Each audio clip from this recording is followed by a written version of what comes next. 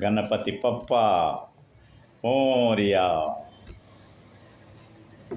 మన భాగ్యనగరంలో గణేష్ పండుగ అంటేనే చాలా ఉత్సాహం. అందుకు గణేష్ పండుగ మీద గణేష్ మీద ఒక పద్యం చదువుతాం.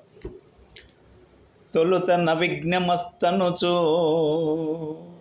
దూర్జటి నందన నిగుమక్యదన్ ఫలితము సేయుమయ్య నిన్ను ప్రార్థన చేసేదనే కదంత నా వలపలి చేతి గంఠమును వాక్కుననెప్పుడు బాయకుండుమి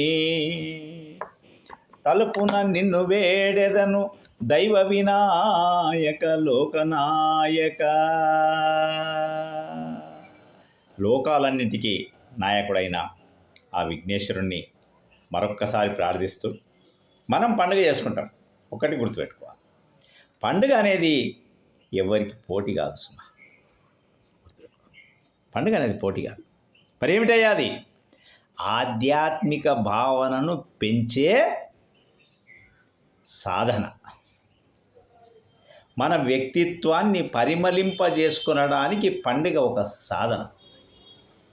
అందుకే సినారే అంటాడు, పండుగ అంటే ఏమిటండి అంటే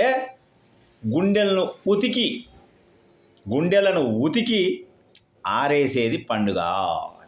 అంటే గుండె నిండా ప్రేమ నింపేది, గుండె నిండా ఆనందాన్ని నింపుకునేది మన పండుగ.